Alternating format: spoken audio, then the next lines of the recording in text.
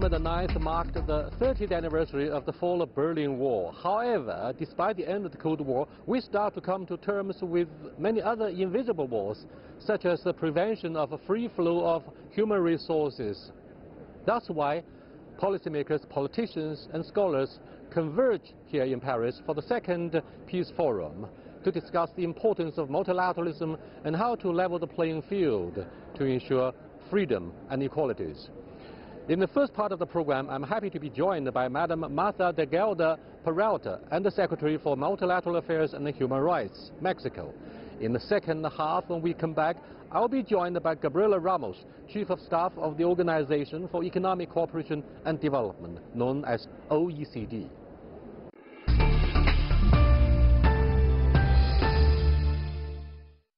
Welcome to Dialogue. China, along with other developing countries, have called for attention to multilateralism. I wonder if, as a senior official who's in charge of multilateralism and human rights issues in your country, Mexico, do you think your government and people see eye to eye with China? We really need to strengthen the multilateralism around the world right now. We do know that this scheme of working have make a lot of achievements for progressing the peace around the world, but not just the peaceful agenda, but also the environmental agenda, the gender agenda, the development agenda. So Mexico has been always supportive of multilateralism as a way to solve the main challenges of humanity, and right now, as much as multilateralism is a little bit threatened, we want to still supporting all the institutions that are working for development around the world, not just at the UN level, but also regionally speaking, in order for us, all the regional and the worldwide causes advanced for the future. These institutions are very important for the future of the peace, and also to get agreements on the economic development, on the human rights defense, and also of course the environmental stability.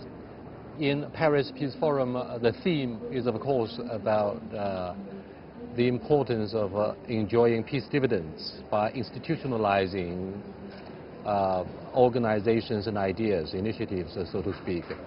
The thing is, November the 9th marked the 30th anniversary of the fall of Berlin Wall. However, ironically, between the United States and Mexico, we saw the erection of a new wall.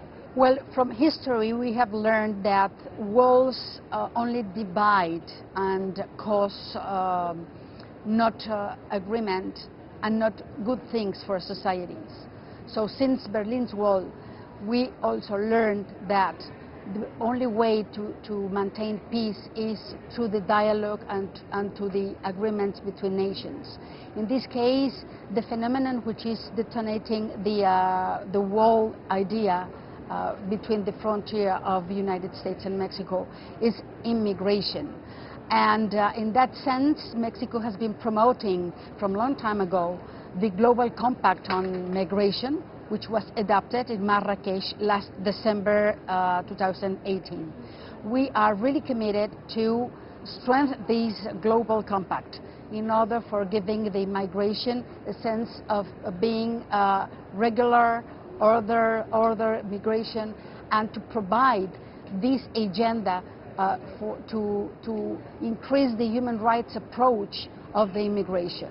There are not enough walls to divide the world, and we believe that any wall can be claimed before we get a good result of that policies. In this sense, this forum is very important because we can build on how to dialogue and how to make consultational agreements with countries that want the peace as well as us.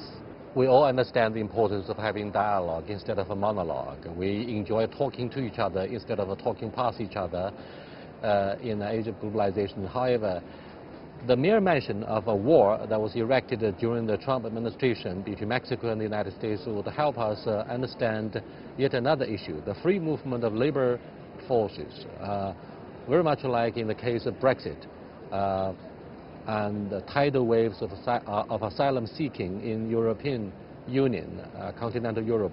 So what do you think of the issue of migrants and asylum seekers between your country and the United States? Well, this is a phenomenon that have been detonated recently. We have received a lot of immigration from the Northern Triangle, from Honduras, Guatemala, and El Salvador in Central America. And Mexico is one of the few countries that we have expulsed a lot of migrants. We are also receiving migrants from the United States to Mexico. We receive migrants that are passing through Mexico and also migrants that want to establish in Mexico. So we have a lot of very different ways of immigration, and the only way that Mexico solved the problem of expulsing immigration 40 years ago, we started expulsing 25 million Mexicans to the United States looking for better conditions of living. So we learned that the only way to solve this situation was the regional development of our country. So since we learned that, we are also encouraging the countries of Central America and all the international cooperation to detonate the economic development in these countries that are expulsing right now immigration from Central America to Mexico. And Mexico has adopted a migrant caravan policy. Do you think, I mean, what do you think of the solution to this issue, the chronic issue of asylum seeking in Europe, in Latin America, and in some parts of Asia? Well, first of all, we do believe that we need to implement the human rights approach on asylum seekers or refugees, even to migrants. There is not a way to treat these as just a political or regularity matter. We are talking about people, persons that are looking for better conditions of living. So what we have to solve, it is not going to be solved in a very short term. We have to understand that economic and social development of those communities is needed in order to regularize the situation and to make the migration voluntary and not forced by the economic circumstances of each country. But Delgado, I'm afraid we'll have to tell the differences between political asylum seekers and economic asylum seekers. Yeah, well, there are differences. You know that a lot of people also appeal to refugee status in order to be legally accepted in a country. But if you are looking just for the asylum, political asylum matter, there are just a few people applying on that sense. Right now, for example, Mexico has accepted the asylum of President Evo Morales from Bolivia, and we are keen always, and Mexico has been always solidar and supportive of asylum from other countries. Do you think most developing countries prefer to take side with multilateral options? Well, I don't know. There are developed countries that are betting for multilateralism and developed countries... Such as the European Union? Yes, and others that are not really comfortable anymore with the multilateral system. As much as we have developing countries supporting the multilateralism as Mexico, but sometimes other, indeed, not developed countries are not supportive of that. So it is not depending on the... But I'm afraid in developed countries, we don't see a single voice. You see the rise of a far-right movement, populist movement, and they prefer to have a protectionism for fear that their jobs could be outsourced or for fear of a rising extremism to give the hotbed for terrorist attacks, like in Paris a few years ago. Terrorist attacks against Charlie Hebdo, the satirical publication. Yes, but you have, for example, developing countries as Brazil that is not supportive anymore of the multilateral system too. So in my perspective, it's not a matter of being developed or not. It is about the political situation, the internal and domestic politics, and also the trends that your country has been undertaking in the last years. We are looking at deep changes in Latin America right now. You are changing governments recently in Brazil, but also in Bolivia, in El Salvador, in Guatemala, in Argentina, and they are switching different political systems, and from the right to the left, and so forth. So the trend to be unilateral and not supportive of the multilateralism has been increasing in the recent years. And from our perspective, it's not just regarding the developing or not developing rate of each country, but the political situation, internal situation of each country. Okay, let's look at the case and the latest development in Venezuela, which came under fire from Washington, and economic sanctions were imposed on, for example, embargo imposed on the trade of Venezuela. Do you think this policy option threatens to create a humanitarian crisis for innocent civilians in this country? I don't know if that is a fact. What Mexico is trying to do is to, on one side, to not intervene in decisions from other countries. We have a non-intervention principle to respect in our constitution, but in the other hand, we also are a big promoter of human rights defense. So in every country of the world, we are going to defend the guaranteeing of the human rights. The last question is very much about NAFTA. Do you think Mexico has made its due concessions, or do you think you are also rising to say no to this populist government in the White House? No, I think that we are going to reach an agreement very soon to sustain the free trade agreement among the three countries, hopefully. Okay, thank you so much. Thank you.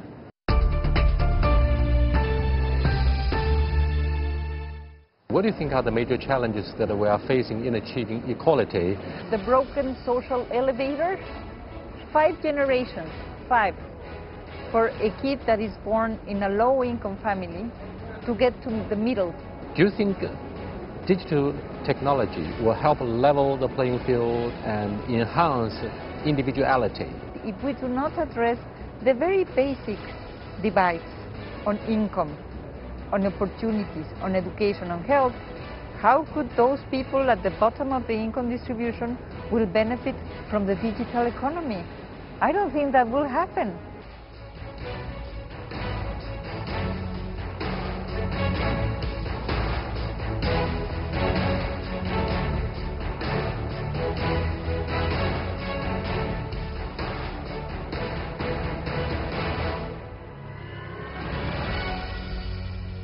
Welcome to Dialogue, Gabriela. Thank you for the invitation. You have been working for OECD here in Paris for a number of years. What do you think are the major challenges that we are facing in achieving equality, which is, of course, one major issue for your profession?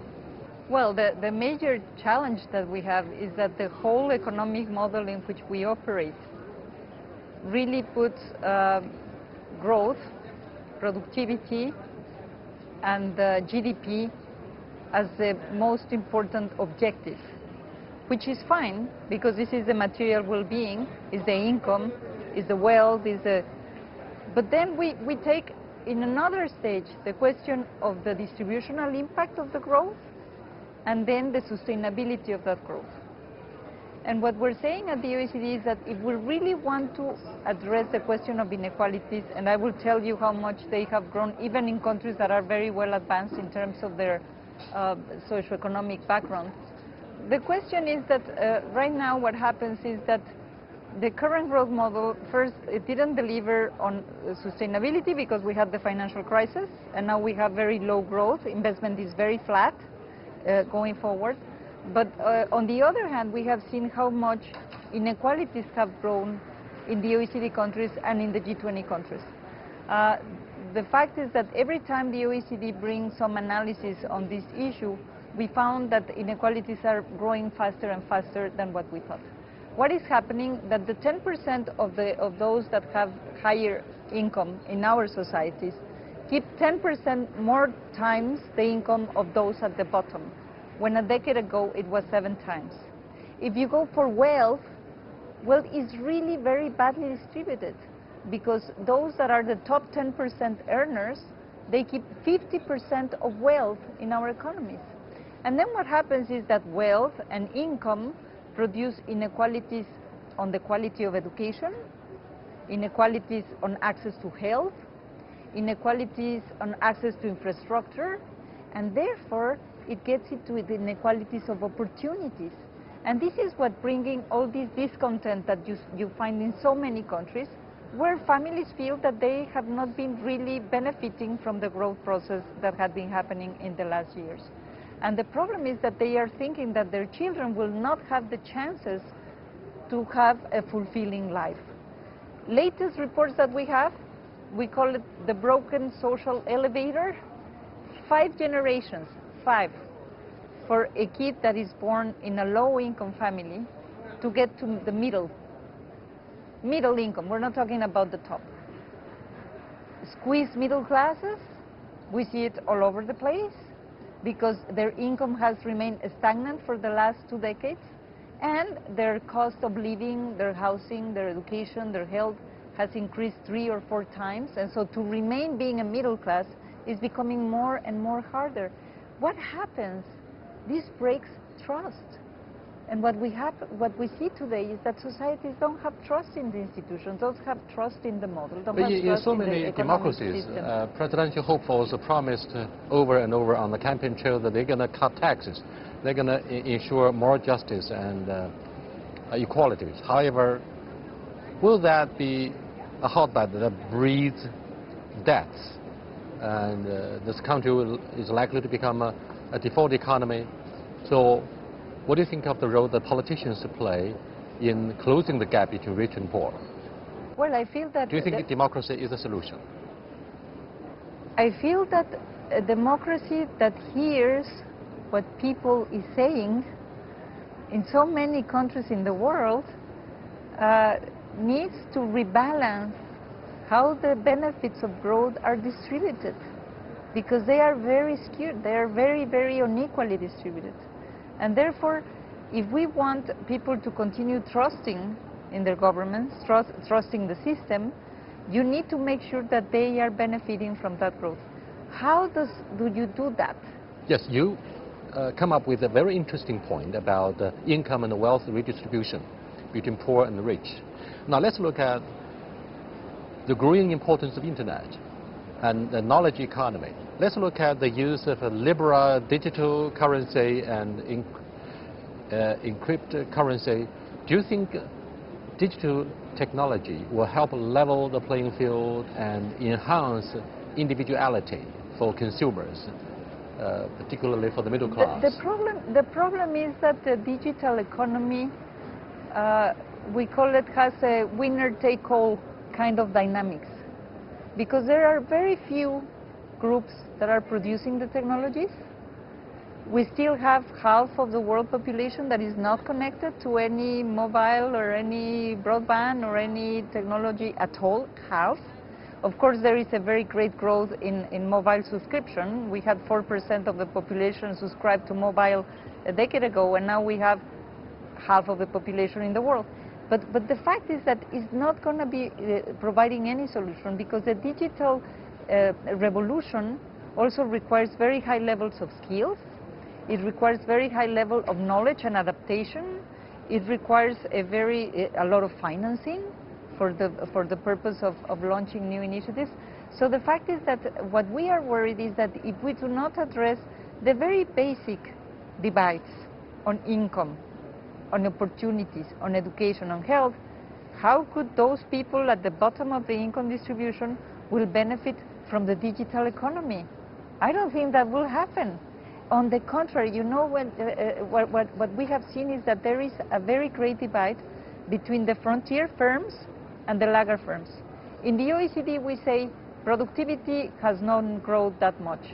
But if you look at the frontier firms, they have grown by 5% in the service sector, and the rest is flat, because there is no trickle down of the technological progress. So again, we need to invest on those that are lagging behind. We need to invest in people, in places, and in firms that have been lagging behind.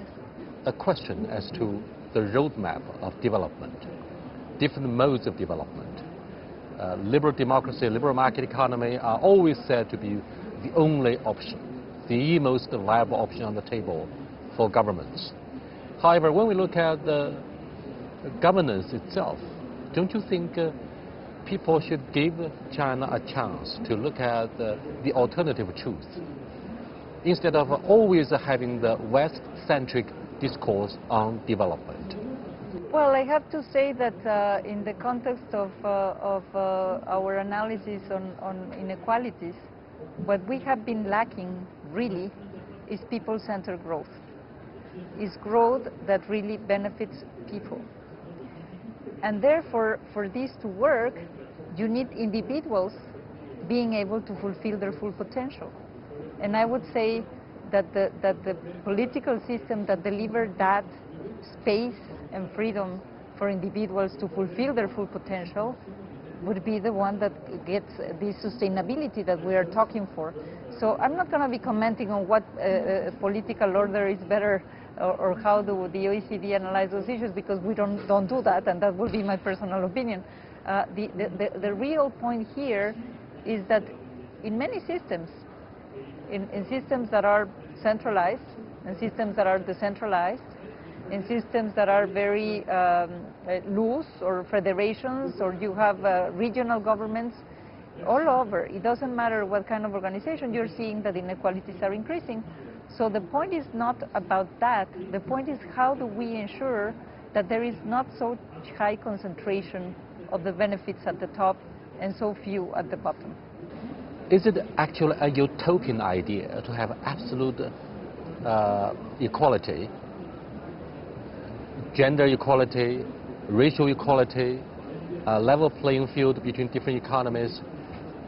We have to come to terms with actual differences regarding one's education background, intellectual quota,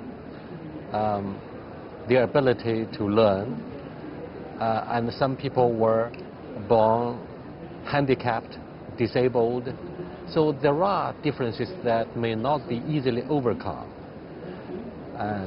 The idea of having absolute equality and freedom would only be utopian, very difficult to achieve. Are you realistic after years of study that we have to acknowledge there must be differences? I would say that my utopia is to have full equality of opportunities. Full equality of opportunities. It's not fair that because you are born in a low-income family, you don't have chances in life. And if you are born from a family that only reached the secondary education, you only have 15% chances of reaching that level, in comparison to the children that are in a more educated family of 65%. So our point in the OECD, of course, we cannot ensure equalities of outcomes everywhere, but we should ensure equalities of opportunities. And for gender, of course, we should reach equality, full equality, and there are tools and there are ways of achieving it. So I'm more optimistic on that ground. Recognizing that, of course, outcomes, more complex. Opportunity, how do you do that? You do it by prioritizing the investment, the quality education, the quality infrastructure, the quality jobs for those that are at the bottom of the income distribution. Because by pushing up those that are at the bottom, you really obtain much better results for the whole society, and you reach equality at least of opportunities. That is indeed a very good vision and a mandate for politicians around the world to achieve equality, and your job is pretty noble and deserves credit. Thank you so much, Gabriela. I do appreciate it. Thank you so much.